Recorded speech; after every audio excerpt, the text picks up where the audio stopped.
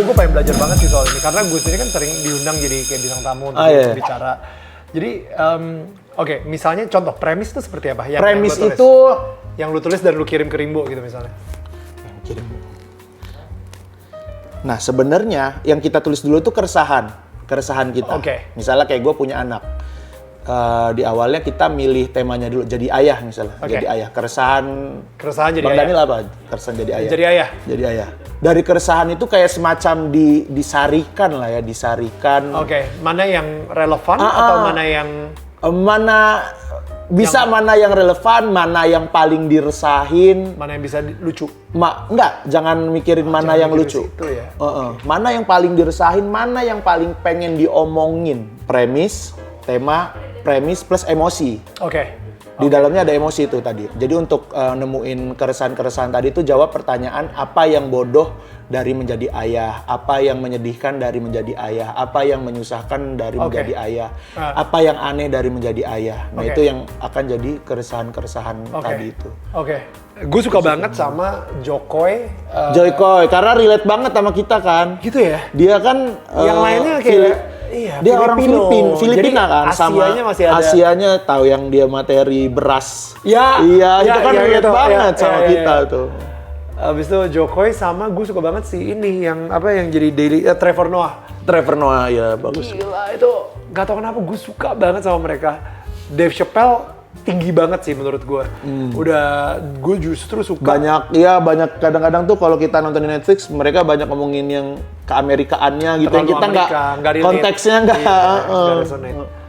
Ini udah siap? Oke, let's go. Minum dulu. Serius loh? Malah gue yang belajar. Malah gue yang lagi belajar. Guru besar. Ya nggak sih? Halo teman-teman, Assalamualaikum warahmatullahi wabarakatuh. Kita ketemu lagi di Guru Besar bersama Bang Daniel Mananta yang punya apartemen menghadap pantai. Tidak berasa di Jakarta.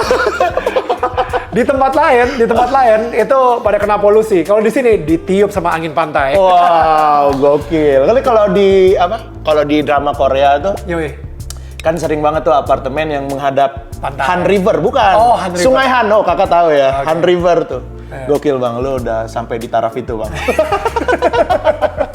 Han River ya Korea nih, gokil ya. Aduh, gue suka banget pantai sih bang, ini bang. Oh gitu. Oke. Enak sih. Iya, makanya hari ini kita mau belajar tentang gimana biar punya apartemen.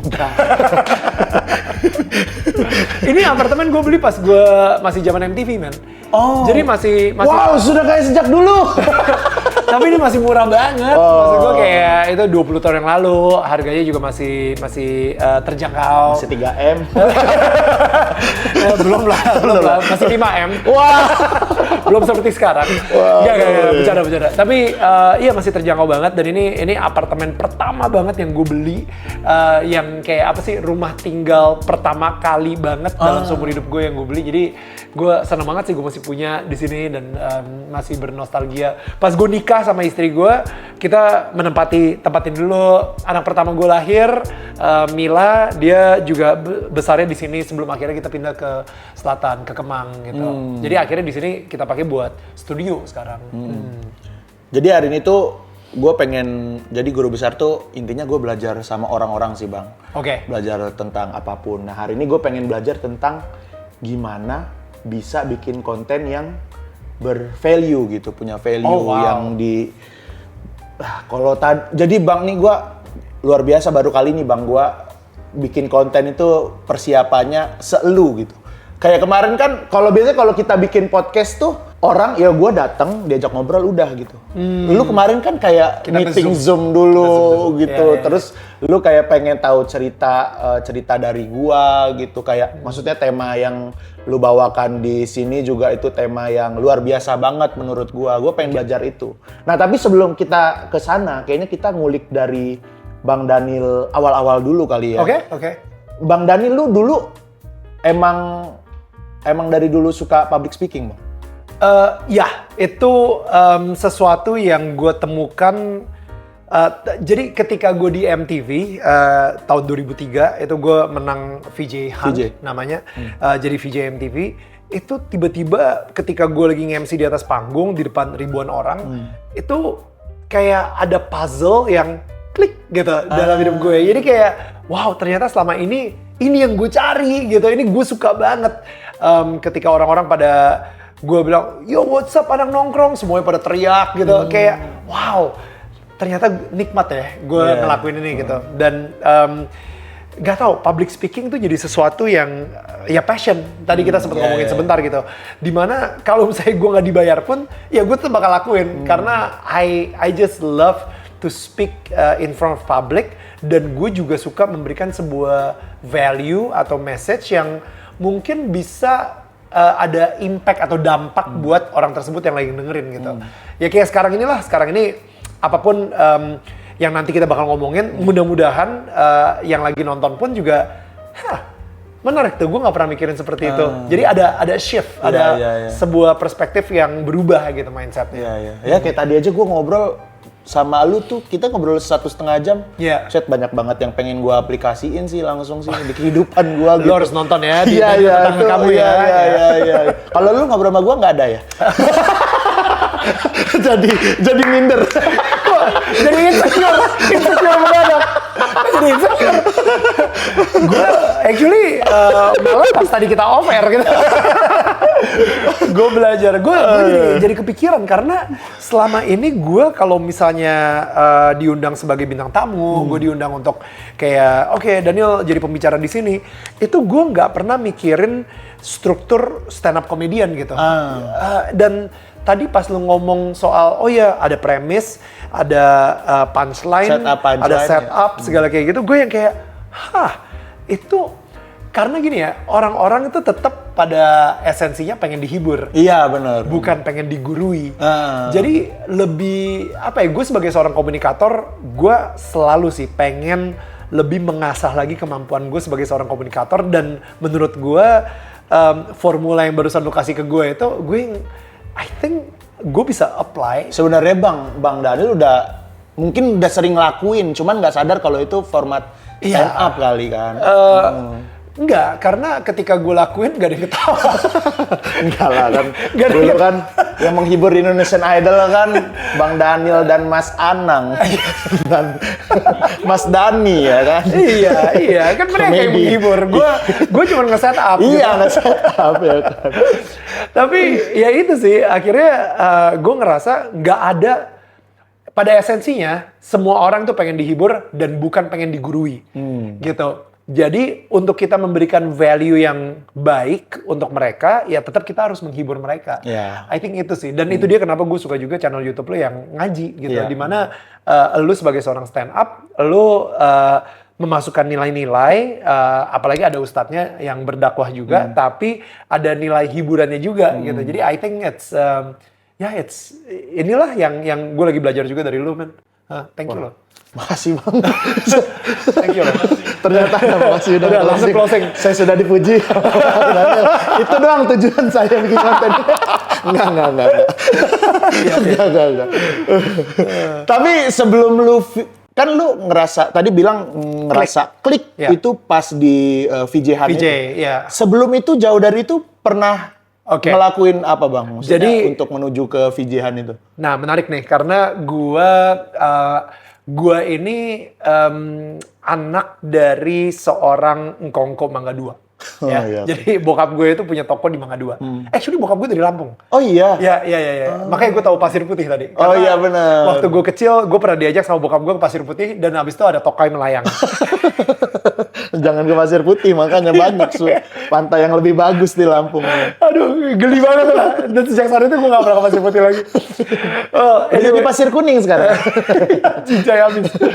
Nah, jadi waktu gue kuliah, sebenarnya bokap gue itu udah mempunyai sebuah tujuan untuk hidup gue, yaitu menjadi engkongko Mangga 2 Junior gitu. Jadi dia udah bukain toko di Mangga 2 juga, dan gue belajar sekolah bisnis. Toko apa Bang? Kenapa? Toko apa? Baju. Oh, toko baju. Toko kaos, ya. Nah, kaos laki-laki gitu. Nah, akhirnya dia udah bukain toko, dan gue ngambil finance sama international business. Jadi kayaknya emang jalan hidup gue udah jelas banget ke situ, ke engkongko Mangga 2. Karena bokap gue itu 7 bersaudara, jadi abangnya dia itu punya anak 2. Yang satu sekolah computer science, yang satu lagi sekolah hospitality. Dua-duanya punya toko juga di Mangga 2. Jadi apapun pelajarannya tetap Mangga 2. Mangga 2 gitu. Nah, jadi kayak jalan hidup gue udah menuju ke arah situ.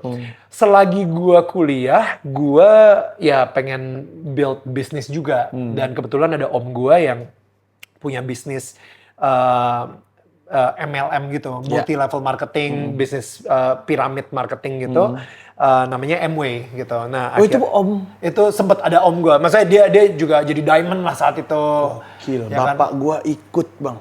Bapak lu juga sempat ikut? Bapak gua nggak diamond, bapak gua hanya terkena mimpi-mimpi si diamond. Terkena mimpi-mimpi om lu. Sama gue juga, jangan khawatir, kita semua juga. Aduh. Bentar lagi ayah punya mobil nih, bang. Mana nggak punya mobil?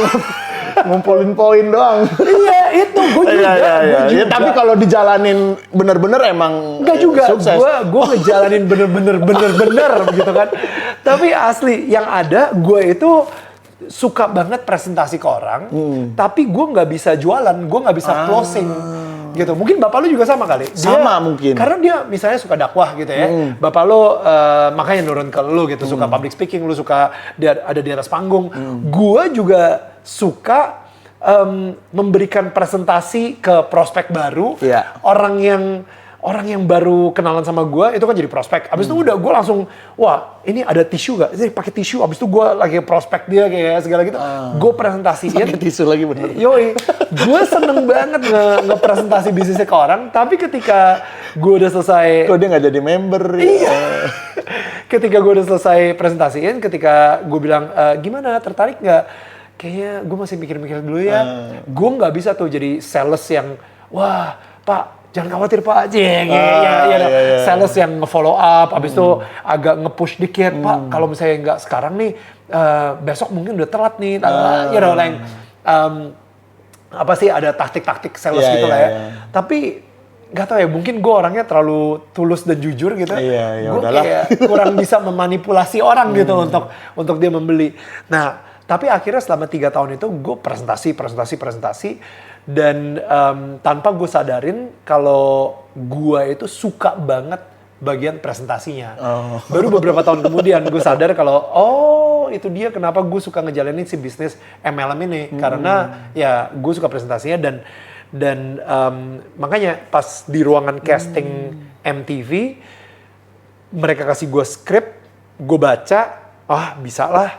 Akhirnya gue presentasikan, semuanya pada kayak bingung gitu. Bentar. Tadi di aplikasinya lu belum pernah punya background entertainment, tapi kok lu ngomongnya lancar banget gitu. Background lu apa? Engkau Mangga 2 sih, seingat gue gitu kan. Presentasi MLM. Iya, MLM gitu kan ya. Unik banget ini. Akhirnya mereka yang kayak, wow, dari kebetulan saat itu kontestannya ada 6.000 peserta yang masuk. VJ-Han gila banget sih waktu itu sih. Dan akhirnya mereka ngambil 10 finalis dan gue jadi pemenangnya di situ. Nah, disitulah gue ketika gue pertama kali What's up anak nongkrong MTV, itu gue ngerasa kayak wow, this is it. You know, like that's when the puzzle fit. Kayak gitu sih untuk menjawab pertanyaan tadi. Keren. Tapi perjalanan pasti nggak mudah ya bang ya. Gue sempet tahu lu 2012 itu hilang suara. Ya. Gua itu udah berkarir berapa tahun bang? Jadi dari 2003 berarti 11 tahun ya berarti ya. Itu udah banyak ngalamin. Enggak dong, 9 tahun ya? 9 tahun. 2003 ke 2012, 9 tahun. 9 tahun, sorry, 9 tahun. Itu karir udah selevel apa tuh bang karir? 2012 gua konteksnya gua baru aja didepak dari MTV. Ya kan, karena MTV saat itu brandingnya udah mulai turun dan gua adalah VJ termahal. Akhirnya gue didepak gitu karena udah tidak profitable lagi ya buat bisnis MTV. Gua udah jadi host Indonesian Idol selama 6 tahun. Gokil. Gue baru nikah 1 tahun dan anak gue baru lahir. Nah, itu dia kenapa tadi gue relate banget ketika kita ngobrol di Danau Tengah Kamu ketika kita baru nikah awal-awal, tapi mendadak lu kena pandemi. Wah, kalau iya, gue kehilangan suara. Jadi yang gue ngerasa gue bisa menjadi tulang punggung keluarga, tiba-tiba karena gue pede banget sih, maksudnya ya bisa lah gue ngebayarin istri sama anak gue melalui jadi selebriti ini gitu, menjadi karena ketenaran gue, karena skill gue di public speaker gitu sebagai MC. Nah tapi di tahun 2012 ada tumor jinak di pita suara gue yang membuat gue ya kalau ngomong ya seperti ini gitu. Wah bro, parah banget. Nanti gue bisa kasih lihat loh.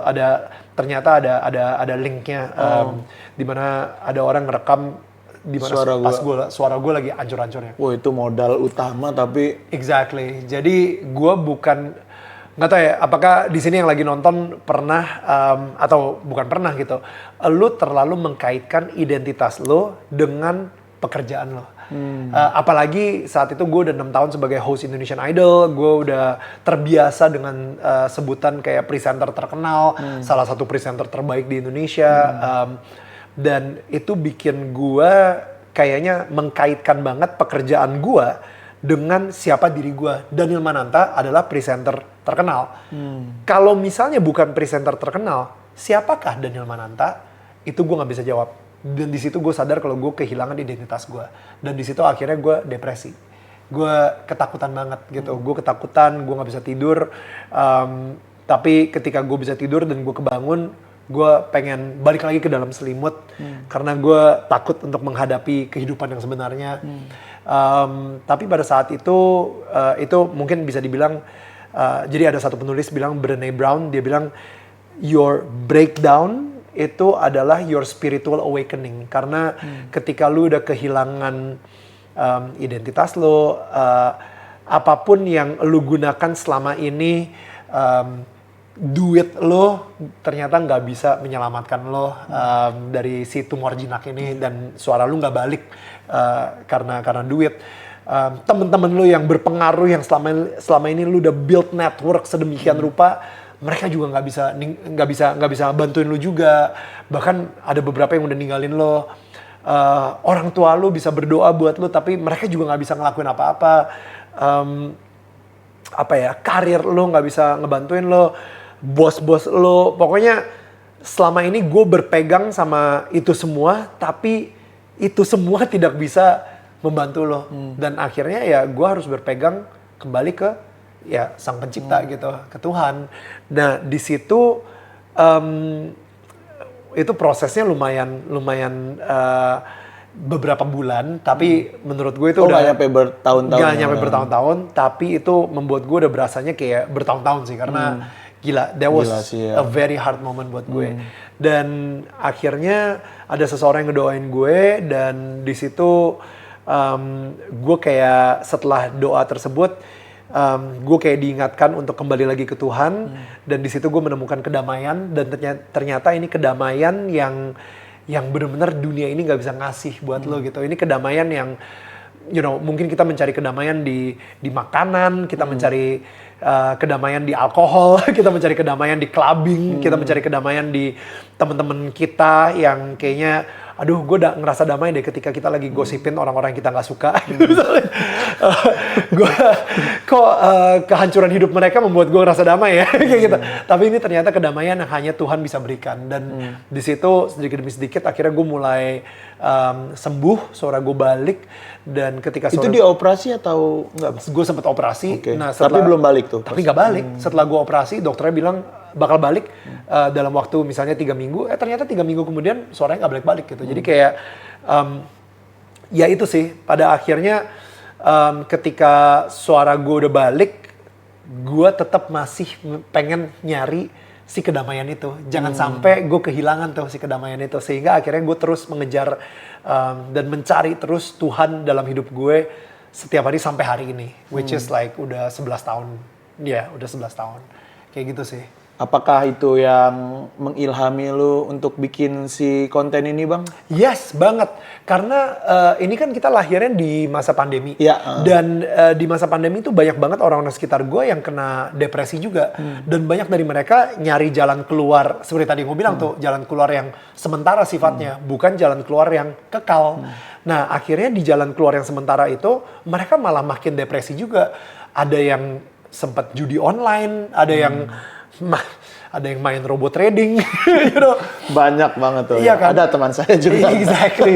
Ada yang main Bitcoin juga, ada yang nyari jalan keluarnya di jalan keluar yang sifatnya sangat sementara dan tidak bisa memberikan kedamaian tersebut, dan mereka malah semakin depresi. Nah, gua pengen ngasih tahu sebuah jalan keluar yang gue sempat ngalamin juga, gitu. Jalan keluar yang works buat gue, dan siapa tahu ini bisa works buat elu penonton gitu. Dan muncullah si acara Daniel Tetangga Kamu ini, gitu sih. Ini mulainya pas pandemi gitu. April 2020, itu benar-benar pandemi banget. Terus lu udah ketemu sama banyak bintang tamu lah. Betul. Ya Bang ya, banyak bintang tamu ngobrol-ngobrol. Siapa yang menurut lu yang kayak, wah ini gila sih nih orang ngajarin gua banyak hal banget nih. Wah, jujur gue bisa belajar dari semua bintang tamu gue, semua tetangga gue gitu. Kayak gue bisa, bahkan kayak tadi Hifsi ya, maksudnya dari lu pun juga gue bisa belajar sesuatu gitu. Kayak tadi lu cerita tentang mukjizat Tuhan yang dimana lu lagi benar-benar ngerasa kosong banget, tiba-tiba Tuhan menunjukkan mukjizatnya dan ngasih lu rumah gitu.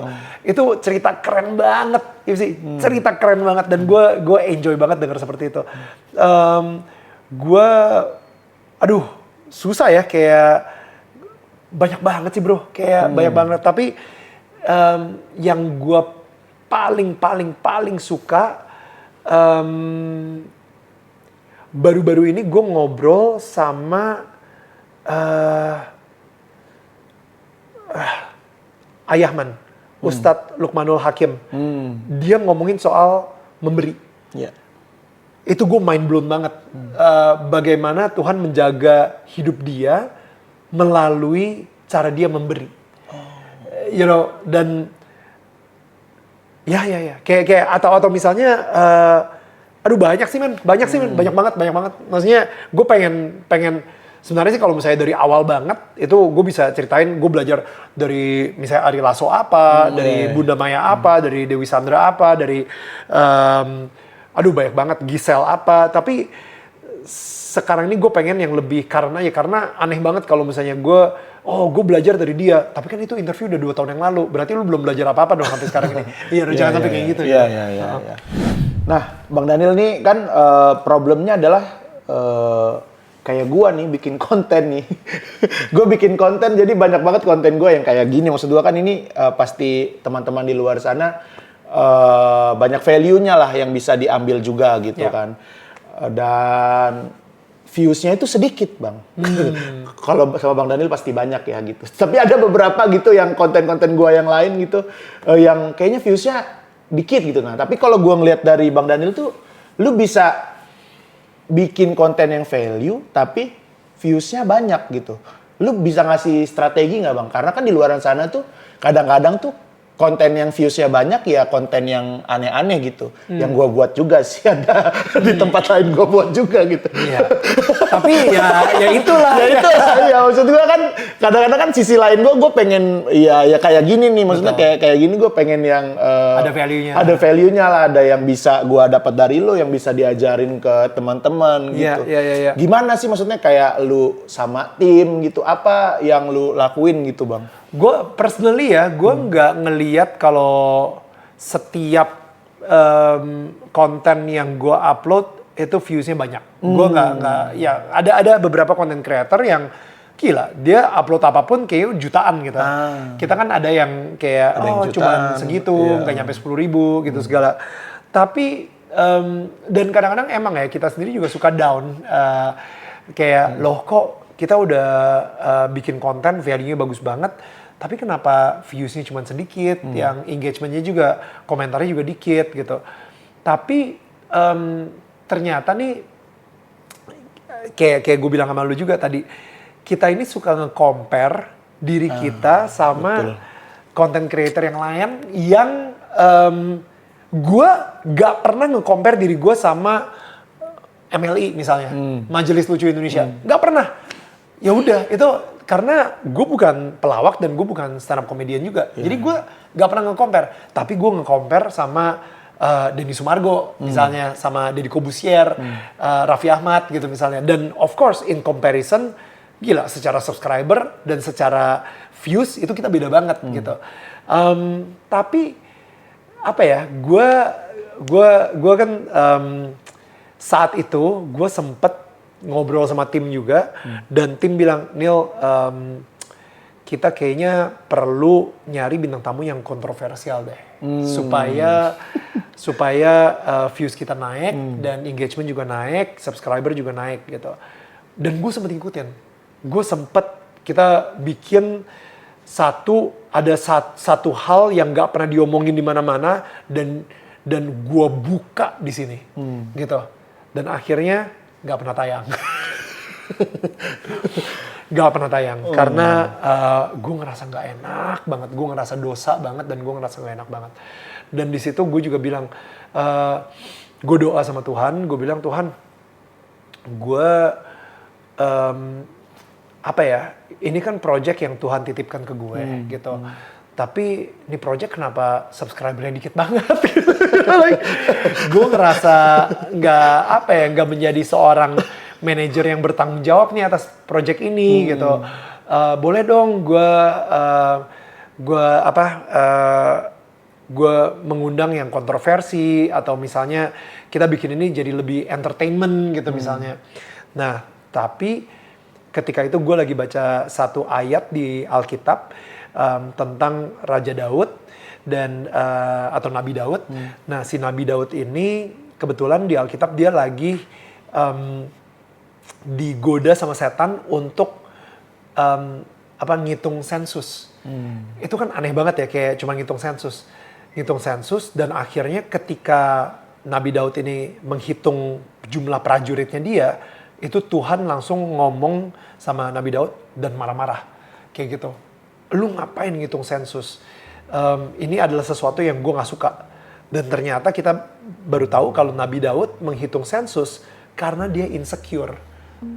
Dia insecure sama prajurit yang dia punya dibandingkan sama prajurit negara-negara sebelahnya dia, tetangganya dia.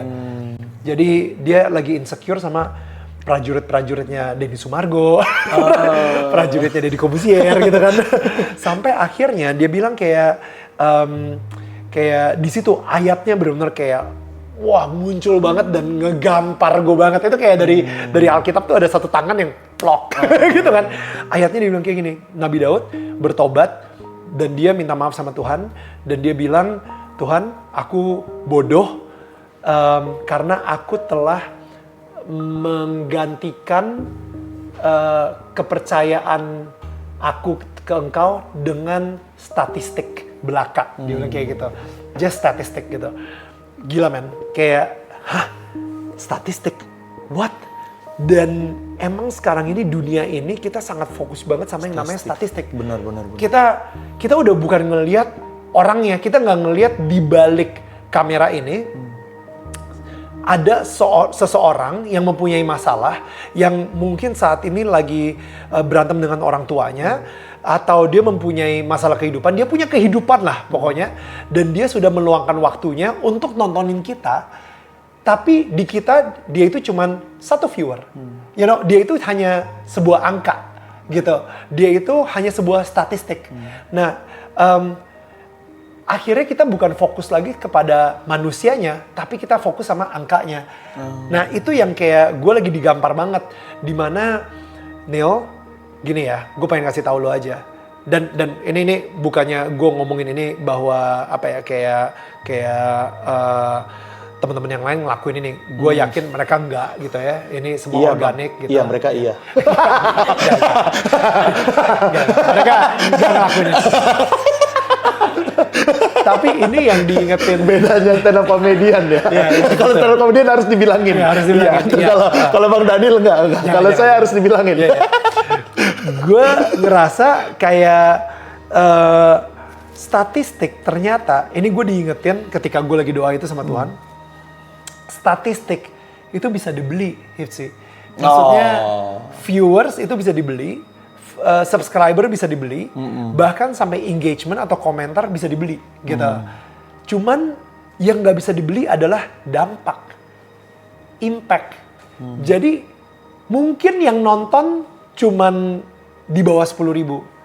Tapi kalau misalnya ada satu orang yang hidupnya berubah gara-gara kebetulan dia lagi nonton episode itu, isn't that enough? Gitu. Cukup nggak sih? Yang tiba-tiba dia yang bilang, aduh gila, Nil emang sih pas lu lagi ngobrol sama, gue inget banget ada satu orang datang sama gue, dia bilang yang paling kena banget di hati gue adalah episode lu sama siapa gitu ya, bintang tamunya siapa. Dan sejak saat itu, gue jadi rajin sholat. Dan dalam hati gue, itu kayak viewsnya gak nyampe 10.000 deh. Tapi mendekatkan dia sama Tuhan. Dan, you know, like, mungkin emang kita harus mengadakan pembicaraan itu karena Tuhan lagi kangen sama si orang yang lagi nonton. Ngerti gak sih? Jadi, dan ada juga salah satu temen kita yang nonton satu episode yang emang gak populer juga. Itu mungkin bahkan gak nyampe 5.000 gitu misalnya ya. Tapi dia jadi memaafkan kakaknya dia, abangnya dia, yang selama ini mereka sudah lama banget gak ngobrol satu sama yang lain. Dia udah bener-bener kayak, ya udah gak kontak, punya kepahitan di hatinya. Tapi gara-gara episode yang gue lagi ngobrolin itu, tiba-tiba dia memaafkan kakaknya sendiri gitu. Dan dia nelfon, Kak, maaf ya selama ini gue bla bla bla bla bla. Karena kita lagi ngomongin soal bagaimana cara kita memaafkan orang yang telah menyakiti hati kita gitu, misalnya bla bla bla. Ya, you know, isn't that enough?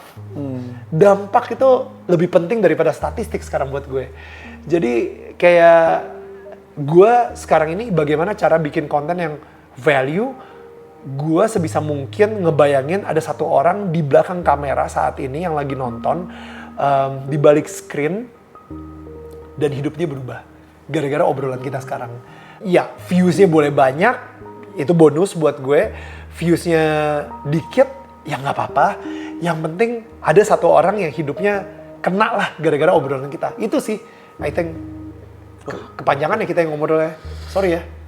Gokil bang, nggak ini itu keren banget bang gua. Iya kadang-kadang tuh, iya gua tuh sama tim-tim tuh terlalu terpaut angka-angka. Statistik, lah. Betul, engagement lah, apalah gitu. Padahal kan yang kita inginkan brand.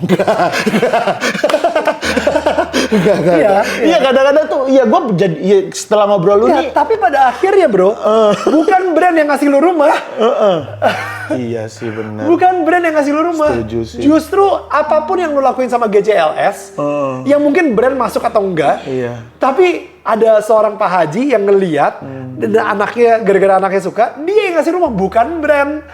You know, dan itu yang ngasih rumah, apakah Pak Haji? Enggak, Tuhan melalui Pak Haji gitu. Jadi kayak, udahlah, rezeki benar-benar di tangan Tuhan gitu. Kayak, ya, lu kalau misalnya mau tahu konteks apa yang kita ngomongin barusan ya nonton juga di Daniel tetangga kamu ya. Terima kasih Bang Daniel. Itu pesan yang sangat luar biasa sekali sih buat aku sih. Jadi kadang-kadang tuh kayak aku di YouTube nih aku kayak emang ya udah nih YouTube nih emang aku pengen share lebih ke edukasi lah gitu. Gitu. Nah, kadang-kadang tuh kayak di Instagram tuh aku kayak terlalu mikirin gimana ya ini viewsnya gede ini, terus kayak di TikTok gimana ya viewsnya gede gitu. Jadi ya kadang-kadang ya kita ya buat ya udah poinnya ke tujuannya aja gitu ya. Nggak perlu terlalu mikirin statistik ini sih. Dan kalau Tuhan izinkan viral, itu akan viral. Kemarin gue baru aja viral dengan sebuah isu tentang sekolah internasional yang ada 3 toiletnya. Iya benar. Itu sama sekali nggak kita orkestrasikan, tapi itu adalah sebuah isu yang mungkin pengen diangkat Tuhan di negara ini, dibikin viral. Jadi viral atau enggak itu bukan tugas gue, bukan ada di kontrol gue, tapi benar-benar dikontrol isu mana. Kita tetap fokus sama tema-tema yang bisa membuat orang hidupnya jadi berubah, bertransformasi lebih baik. Tapi viral atau enggak itu bukan di tangan kita, itu udah benar-benar di tangan Tuhan sih. Menurut gue itu sih. Siap Bang Daniel. Terima kasih sudah jadi guru besarku hari ini. Wadah. Terima kasih, kita ketemu lagi di guru besar yang lainnya. Kita belajar sama orang lagi nanti ya. Siap. Assalamualaikum. Bye. Thank you bro ya.